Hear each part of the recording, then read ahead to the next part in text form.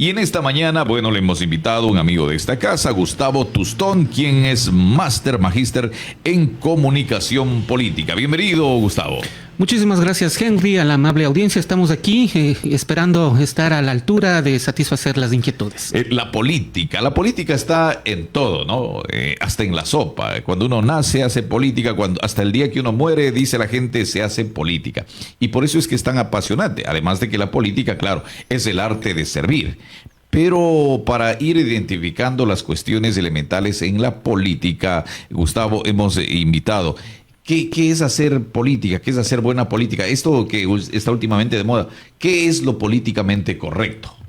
Son cuestiones distintas. A ver, vamos sobre la buena política que dice usted. El ser humano, por naturaleza, es un ser social. Desde que somos mamíferos, nos juntamos y salimos adelante en conjunto. Los grandes progresos de la humanidad siempre ha sido el trabajo en conjunto. Sin embargo, también somos seres conflictivos, somos seres agresivos, desde mamíferos. Si usted le ve a un gatito, un perrito, hasta de juego, se pone a estar luchando entre ellos. Claro. Y cuando crecemos, nos ocurre lo mismo. Incluso entre familias, dentro de la propia casa, va a llegar un punto en que tenemos diferencias, tenemos discusiones, y a veces muy acaloradas, muy fuertes. Y no se diga con el vecino, no se diga con un ciudadano con el que no tiene ningún parentesco. Con el resto de conciudadanos. Siempre va a haber problema y conflicto. Eso es parte también de la sociedad. Nos terminaríamos matando. Yo siempre me acuerdo, y es permanente, postean en las redes sociales que dos profesionales de volante, por alguna carrera, por algún pasajero, por alguna cuestión, se agarran a golpes. Esto ocurre todos los años y yo lo veo en las redes sociales. Y yo suelo decir, eso es el ser humano en su naturaleza inferior. Es agresivo. Eso a nivel micro. A nivel macro, el humano inventó la bomba atómica, creó 2 guerras mundiales. Y si nos vamos a la tercera, la cuarta será con palo y piedra. Porque como que estamos condenados a autodestruirnos. Eso es el ser humano, una vez más, en su naturaleza inferior. De ese caos, de esa conflictividad, para no matarnos entre nosotros, nace la ciencia y el arte de la política para poner orden en esa sociedad a través de una figura de autoridad. Se le otorga a una persona para que pueda tomar decisiones y impartir justicia y se resuelvan los problemas. Imponiendo orden. Así es, a través de esa figura de autoridad. Así nace la política, y por eso es que quien ejercía en tiempos antiguos esa calidad de gobernante era una persona sabia. Los tiempos obviamente han cambiado. Claro, ser político en la antigua Grecia era una gran dignidad, ¿verdad? Responsabilidad. En la antigua Grecia, para empezar, no todos eran considerados ciudadanos. Había que cumplir ciertos requisitos, incluso de carácter económico, para ejercer su libertad a través de poner su atención en situaciones que tienen que ver con la ciudad-estado. No era como en el tiempo actual, que desde que nace ya la persona es considerada ciudadana, se le ha dado el derecho, pero ninguna obligación. Antes era, como repito, necesario cumplir una serie de requisitos para recién ser considerado ciudadano, con la opción de voz y voto en las asambleas, y mucho más aún para elegir y ser elegido. En la antigua Grecia, en Roma, los ciudadanos que hacían política eran los ciudadanos más notables y gente muy estudiada. Los más cándidos. De ahí viene la palabra candidato, porque se le colocaba incluso una túnica totalmente impecable, limpia, blanca. Eran los más cándidos. Pero ahora, cándidos cualquiera. Sí. Candidato puede ser cualquiera, tiene que tener 18 años de edad y nada más. Pero y ahí estamos viendo tal vez las falencias de este sistema con demasiados derechos y pocas obligaciones. Un joven asambleísta haciendo dibujitos ahí en la Asamblea Nacional. Ese es un político, ese es el político de hoy, Gustavo. Lamentablemente el Ecuador siempre ha sido víctima de políticos poco o nada preparados, y ahí está la muestra de aquello. Hay jóvenes destacables, hay jóvenes muy inteligentes, hay jóvenes a los que se le podría dar la oportunidad, pero lamentablemente no, ese tipo de personas o están invisibilizados o no se les toma en cuenta. Lamentablemente así es, y he detectado dentro de todo este tiempo que estoy en el periodismo y ahora como especialista en comunicación política, que muchas de las veces los mejores perfiles no gustan de la política partidista. ¿Están asqueados o ya no le tienen fe? Totalmente decepcionados, y más bien yo he conversado con gente de primer nivel y yo he dicho, una persona así se necesita para que esté al frente de una ciudad, de una provincia, y esa persona me ha dicho, no, yo no me voy a meter en política partidista porque se daña mi prestigio. Porque tarde o temprano, más temprano que tarde, van a empezar a hablar mal de mí y de mi familia. Y yo no quiero eso, yo no quiero dejarles ese legado. Yo estoy en una posición que estoy con tranquilidad económica. ¿Para qué quiero dañar mi imagen? Está haciendo falta requisitos, entonces, Gustavo, para ser político, ¿no? Hemos visto últimamente con esto, reitero, este caso de este joven en la Asamblea Nacional, haciendo dibujos. A ver, ese es un tema que tenemos que justamente conversarlo. Si es que ponemos una serie de requisitos, de cierta manera estamos impidiendo que de pronto una persona sabia, con trayectoria, con autoeducación, llegue. Pero, por otro lado, nos evitaríamos este tipo de situaciones, pero que no garantizan. Porque conozco gente con títulos de tercero, cuarto nivel, con muchas maestrías, que llega a un puesto de poder y nos termina decepcionando también. Claro. Por eso es que el político ideal tiene que cumplir una triada, tiene que tener preparación académica, experiencia en el cargo que postula y sobre todo valores y virtudes que vienen desde la casa, desde el hogar. Si no tenemos esa trilogía, pues ese es el reflejo de que estamos como estamos. El conocimiento sin el amor hacia la humanidad es destructivo, Henry. ¿Quién inventó la bomba atómica? Los científicos que tienen un alto grado de conocimiento. Miren ustedes, pero si combinamos ese conocimiento con amor, en vez de inventarme la bomba atómica, voy a inventarme un sistema que purifique el agua contaminada para el servicio de mis semejantes. Y eso se lo adquiere en una gran medida en el hogar con el ejemplo. Como dices tú, Gustavo, con esta triada, porque si vamos a casos puntuales, mire, hemos visto alcaldes sin preparación, el señor Yunda, el señor, sí es preparado, pero lo hemos visto más en otros temas, el señor Delfín Quispe, me parece que es el de las Torres Gemelas, ser alcalde y tener el día de hoy procesos con peculados y esas cosas. Pero por el otro lado, también hemos visto a jóvenes preparados, pero que han llegado con un discurso, pero a la final terminan siendo más de lo mismo. De los casos que usted menciona, Yunda y Delfín Quispe, más es la popularidad que ellos tienen por los que se han tomado en cuenta. Sobre la preparación, usted perfectamente sabe, en Ecuador hasta se pueden comprar los títulos. Claro. Esas cosas ocurren. Por eso es que le decía, si es que ponemos requisitos, pues simplemente los van a obtener mediante corrupción. El problema viene desde la misma sociedad. Y bueno, he conocido y he conversado con gente de aquí, de la provincia de Pastaza, que en el siglo pasado, sin mayor preparación académica, pero caramba, que han cumplido un papel preponderante, y estoy hablando de la época que no había alcaldes, cuando eran presidentes municipales. Que todo era de honor. Y que no percibían sueldo. Más bien ahí se ejercía un buen papel, un buen rol, porque lo hacían por vocación, por convicción de corazón, por el honor. Ahora todo es desde el punto de vista económico y hemos conocido muchos casos de aspirantes a políticos que se apuntan para solucionar sus problemas económicos y hasta legales. Y obviamente todo aquello es un despropósito. Claro, porque algunos se hacen candidatos porque tienen problemas con la justicia y saben que de pronto ganan inmunidad, notoriedad y ya quedan sus cuestiones ahí debajo en el archivo. Ganan tiempo para poder prepararse al menos y afrontar ciertas situaciones legales. Ha ocurrido eso, el que se me viene el caso más inmediato a mi memoria, el caso de Abdalá Bucaram. Claro, y a la final, mire, se llevó la plata en costales y camina orondo por las calles del Ecuador. Quería consultar también esto de, y ya que estamos en la comunicación política, esto de las escuelas de formación política, ¿resultan o no resultan? ¿O también termina siendo parte del marketing, de las propuestas? Porque a la final no se ve nada de esas escuelas, ¿ah? Solo se escucha la apertura, pero no se ven las graduaciones. Eso no lo hemos visto hasta el día de hoy. Considero que la formación política es necesaria para todos los ciudadanos.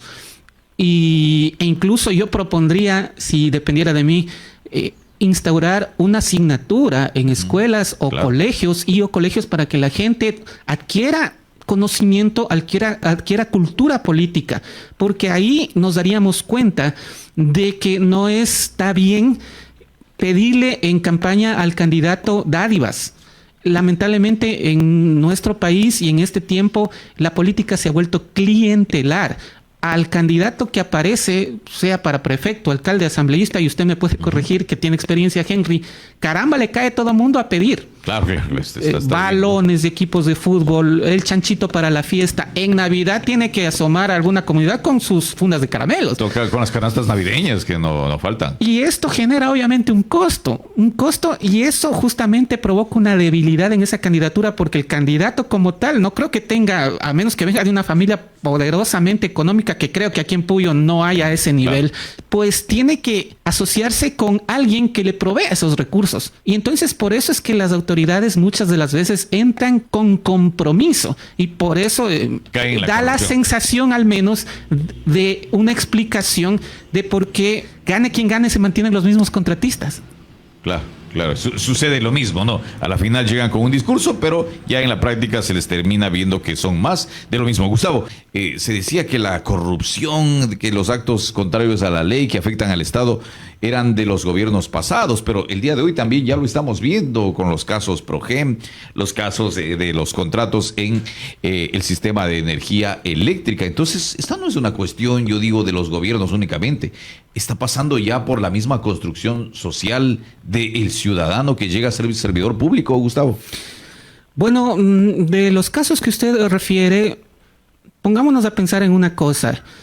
¿Usted cree que alguien con la fortuna que tiene y va a heredar Daniel Noboa está trabajando de presidente por el sueldo? No. Que no llega ni a $10,000, cuando hay empresarios que ganan muchísimo más de eso. Claro, eso será solamente para los chicles, como dicen, ¿no? También entran con una visión de beneficiarse económicamente, diría yo, casi sin temor a equivocarme, y sí señala usted los casos que ha enunciado. Y esto obedece también a que como sociedad, lamentablemente, desde la escuela nos han formado con una visión y un modelo de éxito basado en el tener únicamente. En el tener, que cuando tengas 40 años debes tener una solvencia económica, una casa grande, un carro, ahora antes era un carro nuevo nada más, ahora Lamborghini escucho. Una Ford Raptor. Exactamente, y hasta un perro fino. Claro. Lo cual es legítimo siempre que responda a un trabajo honesto y honrado, que en esa parte nos estamos olvidando. Nos dicen un modelo de éxito que debes tener esas cosas para sentirte una persona exitosa, pero no te hablan de que para obtener aquello, primero tienes que ser un buen ser humano, una buena persona. Y no necesariamente tienes que ser un político o un empresario. Es que todos somos diferentes y tenemos diferentes nociones y convicciones. Y le demuestro el aspecto que estoy manifestando en el sentido de que, por ejemplo, ¿qué padre, madre de familia que nos está escuchando desearía que su hijo sea una persona dedicada a la construcción, a la albañilería? Nadie. Todo el mundo le manda a los hijos al colegio, se endeuda en la universidad para que tenga un título universitario y obtenga un cargo gerencial, un cargo directivo. Pero nos estamos olvidando de que todos somos necesarios en la sociedad. Desde la persona que hace la limpieza, claro, desde la persona que barre las calles, desde la persona que construye nuestras casas, la que repara nuestro sistema eléctrico, todos somos necesarios. Pero nos estamos únicamente enfocando incluso en carreras que son más rentables, más lucrativas, cuando una vez más todo y todas los oficios y artes son necesarias en la sociedad, pero todo, hasta la formación en las instituciones educativas, únicamente se enfoca en la rentabilidad económica, y ahí es donde el ser humano pierde su vocación, su convicción natural. Esto no ocurría en las edades de oro de las grandes civilizaciones. Ahí se daba las maneras, las formas para que el humano descubra cuál es su vocación, su convicción natural. Si el humano descubre cuál es su convicción, su vocación natural, va a hacer un trabajo con excelencia y eso va a aportar al desarrollo de la civilización. Pero ahora estudian una vez más con el afán de la rentabilidad, y si no le gusta lo que hace, no va a salir bien. Y en política mucho más. El político tiene que ser una persona preparada, una persona que en primer lugar se pueda autogobernar a sí mismo, una persona que domine sus pasiones, que domine sus emociones. Sus intereses. Porque decíamos esto, extra micrófonos, Gustavo, hemos visto a servidores que llegan a ser políticos, a ser parte de la administración pública y como que se desesperan a ver qué llevamos de aquí, un contrato. Agarra lo que puedas. Agarra lo que puedas, porque de esto ya no hay otra. Y lastimosamente vemos esta corrupción que es una plaga. Por eso hablábamos de la construcción social. Está faltando desde la formación misma de los ciudadanos. Henry en Roma, en su edad de oro, se fijaban en los niños. Uh-huh. ¿Cómo se comporta si veían a un niño que está, por ejemplo, llorando y venía otro que le daba unas palabras de ánimo, de aliento, le daba lo mejor de sí, le daba, por decir, su juguete para levantarle el ánimo a su semejante? Esa persona estaba en observación, porque ese tipo de personas tienen esa vocación de servicio natural, a la colectividad, de servicio, de servir a otro ser humano. Es, en cambio, yo les hablé de la naturaleza inferior, que somos conflictivos. Ajá. Pero la naturaleza superior consiste en ocupar nuestra inteligencia en el bienestar de otro ser humano. Cuando desarrollamos ese tipo de inteligencia, pues estamos desarrollando nuestra naturaleza superior, y eso debería tomarse en cuenta para una persona que aspire a gobernar. O sea, con ese dato que tú nos das, el niño que era capaz de compartir era el que tenía el perfil para un político. Ya estaba siendo tomado en cuenta como un posible perfil para... No el niño que se llevaba los juguetes, como sucede el día de hoy. No como en nuestro tiempo, claro. El que se robaba los esferos de los compañeros, ese asoma de candidato político en el futuro. Ese asoma de alcalde y prefecto el día de hoy. Eso lamentablemente está pasando. Bueno, Gustavo, y rapidito, para ganar elecciones la gente cree que pues es una cuestión de buscarse ahora, por ejemplo, en la provincia de Pastaza dice, me arrimo a la 61, a Pachacútico con el gobierno y ya soy autoridad, porque se ha visto así. Pero tal vez estamos olvidando otros factores y poníamos el caso del presidente Daniel Noboa. No, nadie lo veía venir, pero tal vez él identificó que había un gran electorado en los jóvenes y se fue por ese lado y ganó una candidatura. ¿Cómo se ganan candidaturas, Gustavo? Intervienen diferentes factores, pero lo que usted menciona, Noboa identificó a su público objetivo. Uh-huh. El 60% de los electores comprenden entre las edades desde los 16 hasta los 42 años de edad. En esa franja de población está el 60% de toda la votación. Y de esa franja, desde los 16 hasta los 29 años, consta el 34% de los electores. Es decir, la mayoría. Es decir, el grupo joven de la población. Noboa identificó eso y por eso sus acciones de campaña se apuntó a ese segmento. Entonces, él hizo una investigación y cuando hay investigación, pues obtenemos resultados. De eso mismo se trata la ciencia y el arte de la comunicación política también. Cuestiones que de pronto acá no le están analizando, porque bueno, yo trato este tema porque ya se vienen las del 2027, las seccionales, ¿no? Entonces la gente cree que... Es de coger nomás. Claro, las cuestiones políticas son como eran antes y esas no son así. Pueden hacerlo como era antes, pero si alguien cuenta con una persona especialista en comunicación política, va a tener una ventaja comparativa y competitiva. Es como si usted fuera un futbolista de barrio, puede ser el mejor, pero si está entrenado por alguien de trayectoria, como se me viene a la mente el Bolillo Gómez, un buen jugador, con el Bolillo Gómez llega al Mundial. O sea, es la unión de voluntades, la unión de conocimientos, de experticia, la que va siempre a pulir las capacidades y va a obtener mejores resultados. Y porque lo que me decías tú también, Gustavo, hay que saber lo que la gente quiere, ¿no? Porque una cosa es lo que yo puedo pensar como político y querer hacer, pero puede ser que la gente quiera otra cosa el día de hoy. Para eso es la investigación, así es. La investigación en comunicación política debe estar presente tanto en acciones tendientes a ganar campañas electorales y una vez que el político llega a ser autoridad, una vez que gana las elecciones, también se requiere una investigación. Por eso mismo la comunicación política tiene dos brazos de acción. Un brazo es dedicado a ganar campañas, el otro brazo es comunicación política en gobierno, que es algo que requieren incluso otras herramientas.